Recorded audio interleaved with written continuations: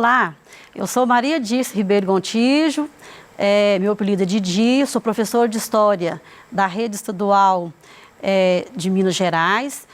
Hoje eu vou estar aqui com você, né, para mais uma aula e o nosso tema hoje será do mercantilismo ao capitalismo.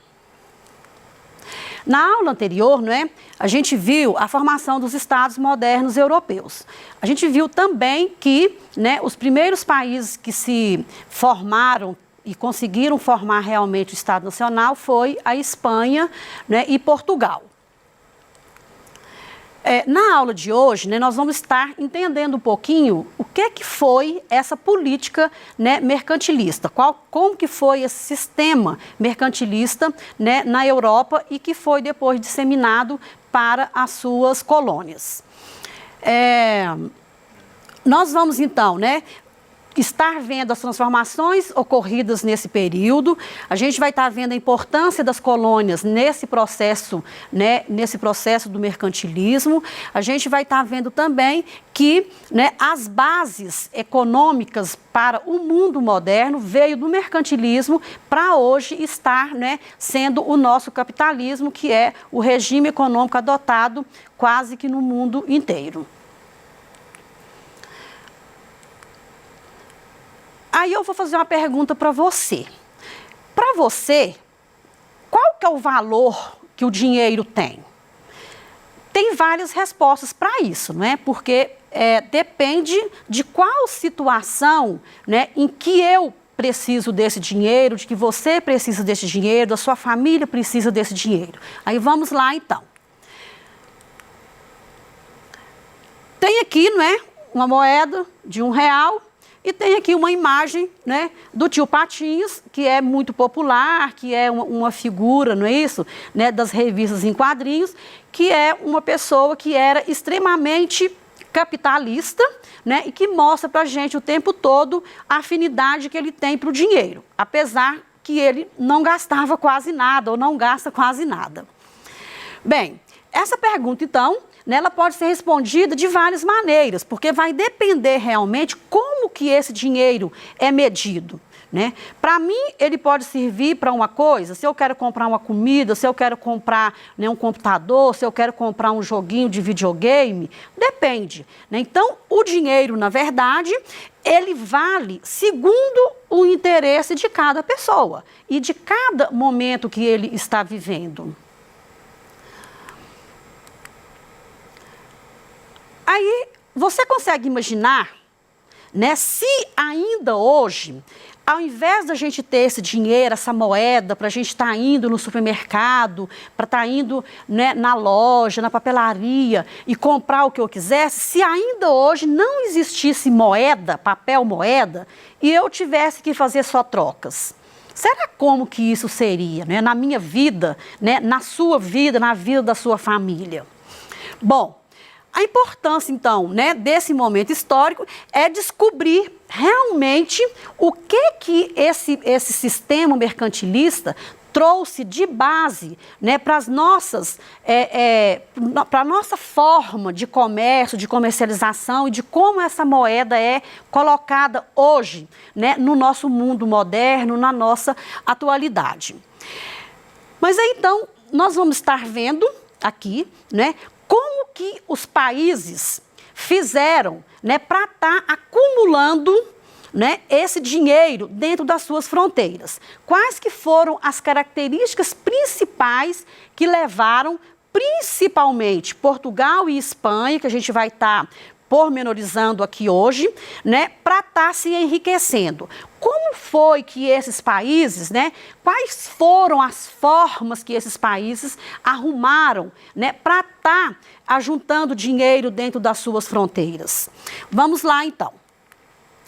O mercantilismo, então, ele surgiu, né, no século XV, ele vigorou do século XV ao século, né, XVII, E os estados, então, nos estados modernos, que primeiro se centralizaram, que eu já coloquei que é Portugal e Espanha, né, mas teve outros países na Europa também, né, como a Itália, a França, né, que também foram bastante fortes nessa questão do mercantilismo. Tá? E aí, então, essas práticas econômicas, né, que o mercantilismo, a palavra já nos fala que ela vem da palavra mercantil, não é isso? Que é de mercado, que é de comércio, ela, então, é que vai dar todas as bases para o nosso capitalismo, né, na atualidade. Trouxe uma figura ali bastante interessante, né, um gifzinho que mostra, né, o quanto era importante eu ter metais preciosos dentro da minha fronteira. O mercantilismo, então, né, essa proposta, né, de sistema, ele acreditava que quanto mais, né, metais preciosos, principalmente ouro e prata, eu tivesse dentro das minhas fronteiras, mais rico e mais poder eu teria. Né? Por isso, então, a busca, né, incessante, né, de metais preciosos. Mas, para isso, eles teriam que estar, né, fazendo colonização de alguns territórios para estar, né, conseguindo adquirir esses metais, né, que eles tanto desejavam. Nós vamos ver aqui agora, então, né, como que esses estados usavam, né, para lucrar financeiramente e como que eles exploravam, né, esses territórios, essas colônias que eles, né, conseguiram colonizar. Bom, as características, então, do mercantilismo, né, eu poderia dizer para você que os reis, né, na verdade, quando formou os estados nacionais, esses reis, eles tiveram o apoio da burguesia mercantilista. Essa burguesia foi quem? Foi uma classe, uma nova classe que surgiu lá, né, com o fim do feudalismo, né, o senhor feudal, ele então foi aquela classe que surgiu através do comércio depois das cruzadas, tá certo? E eles então se enriqueceram já tendo como base o comércio, né, de mercadorias que não existiam dentro da Europa por várias situações. Eles, então, teriam que estar buscando isso, né, em outros locais, até muito por causa da questão do clima europeu, que não favorecia, né, a produção de várias matérias-primas, né, para que esse comércio fosse feito de forma, né, lucrativa. O Estado, né, fez um controle, né, muito forte dentro das suas fronteiras. Então, na verdade, esse comércio ele era todo controlado, né, pelo Estado, né, numa forma de protecionismo, que nós vamos estar vendo aqui na frente com mais, né, com mais clareza, para que realmente esse mercantilismo, essa forma, né, de processo, ela se fortificasse ali dentro e a metrópole conseguisse fazer realmente, de fato, né, esse controle sobre tudo que entrava e saía, né, lá do seu território. Bom, trouxe aqui uma imagem, né, que é mostrando aqui, né, de um mapa, mostrando a questão, né, das moedas e como que era importante essa entrada, né, de pedras, de metais preciosos dentro das suas fronteiras. Uma outra característica é a questão do metalismo. Esse metalismo, ele também foi conhecido como bulionismo, tá? Ele foi muito usado, né, Na verdade, ele é uma teoria, né, onde a riqueza do país era medida pela quantidade de metais preciosos, que eu já coloquei, e o país que mais utilizou, né, dessa característica do metalismo foi a Espanha, tá? Aí, na verdade, o que ela fez? Ela conseguiu retirar esses metais preciosos das suas colônias que ela conseguiu na América, tá? Esse metalismo, ele foi conhecido também como bulionismo, mas o bulionismo, ele ficou mais conhecido dentro da França, tá? Mas, na verdade, é uma coisa só, metalismo e bulionismo. Uma coisa que vale a pena chamar a atenção aqui, que a Espanha, né, por causa da sua necessidade mesmo de metais preciosos, né, ela sugou tanto essas colônias americanas dela, que rapidamente, né, a fonte de riqueza deles se esgotaram. Uma outra característica é a balança comercial favorável. O que seria essa balança comercial favorável? É um termo econômico que representa as importações e importações de um estado, de um país. O que significa quando a balança está favorável?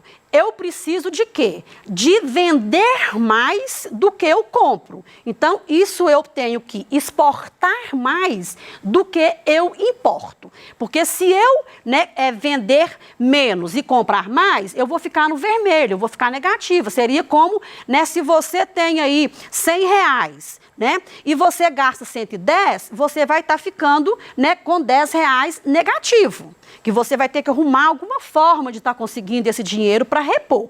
Mas se eu tenho R$100 e eu ganho mais 50, eu vou ter 150, Então aí eu vou ter o quê? Um dinheiro a mais, do que o que eu estava devendo. Então eu tenho que ter o equilíbrio entre o exportar, o gastar e o importar, ou seria o que eu vou comprar.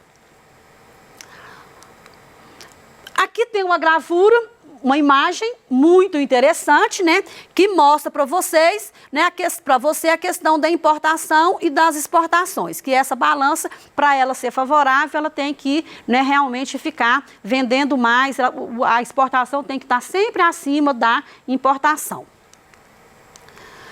Uma outra característica é o protecionismo.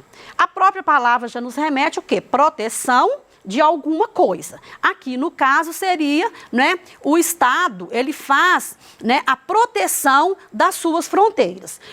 Aqui, isso significa o quê? Que as barreiras alfandegárias, elas são postas dentro do Estado, aumentando as tarifas de tudo que eu compro, tá? Tudo que eu vou comprar, eu preciso estar olhando essas tarifas. E as minhas tarifas também, para eu exportar, também precisam ser, todas equilibradas, tá?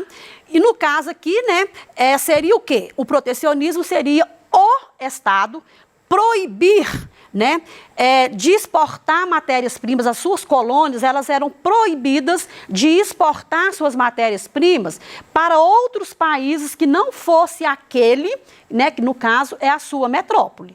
No caso aqui do Brasil, nós vamos estar, possivelmente na próxima aula a gente vai estudar isso melhor. No nosso caso aqui, quem colonizou a gente foi Portugal. A gente só poderia estar negociando, vendendo as nossas matérias-primas para os portugueses, ok?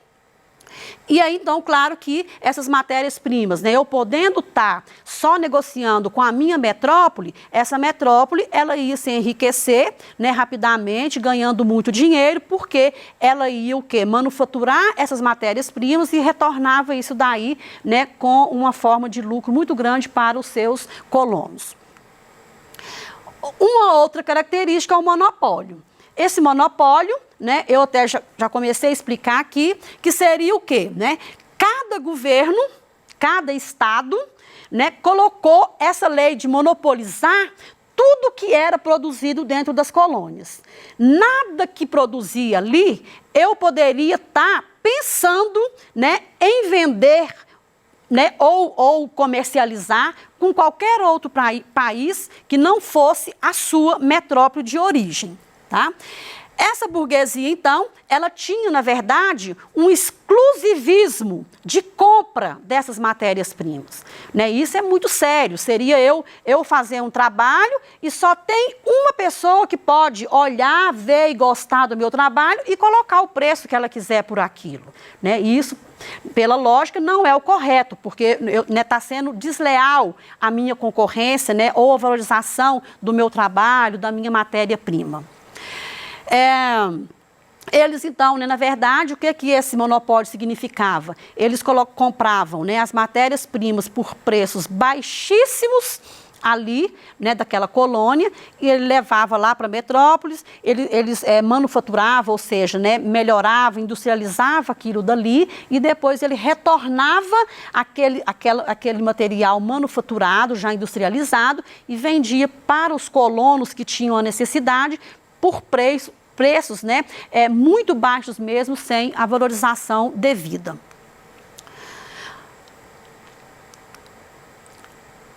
uma outra característica seria a questão da posse das colônias, né?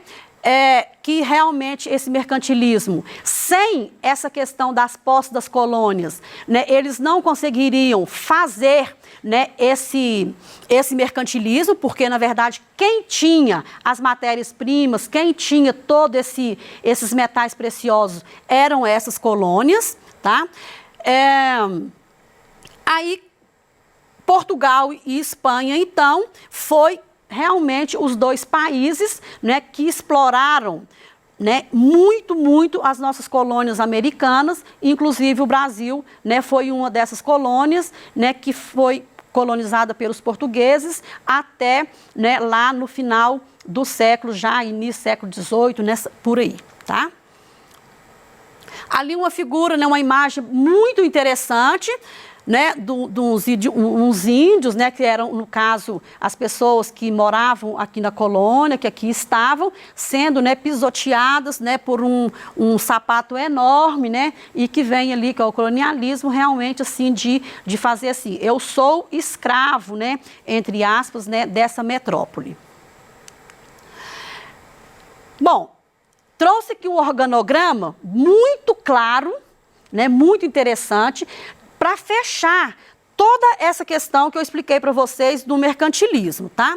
É muito fácil de entender, na verdade. Aqui está, né, a colônia, os gêneros tropicais ou as matérias-primas, né, iriam para a metrópole numa forma de monopólio, que eu já coloquei que a colônia só podia comercializar, ou seja, né, vender, né, as suas matérias-primas para a sua metrópole.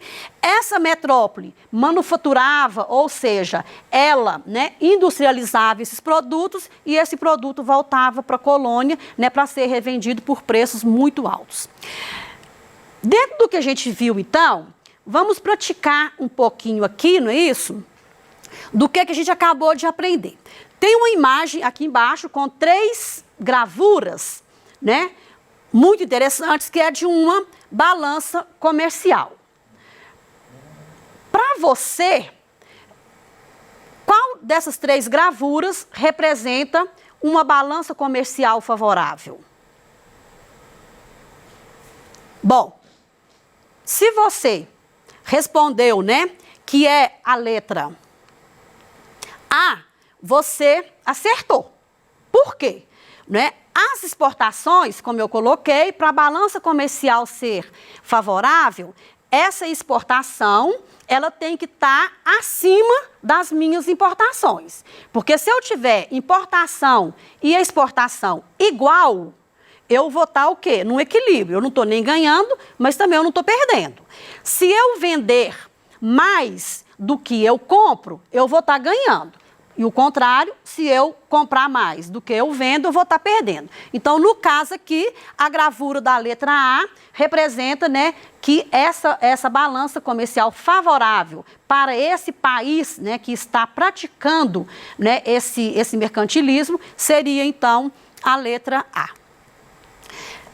Retomando aqui, então, né, eu vou deixar para você fazer lá na sua casa, você faz no seu caderno, para depois você levar, né, para estar discutindo lá com o seu professor, com os seus colegas, né? Eu gostaria, então, que você voltasse, né, aí na questão, você pesquise na internet, no seu livro didático, se você tiver, né, peça ajuda ao seu pai, à sua mãe, ou ao seu responsável por você, e aí você vai pegar e completar, fazer uma lista com 10 palavras ou temas, né, que a gente viu aqui, né, durante essa aula.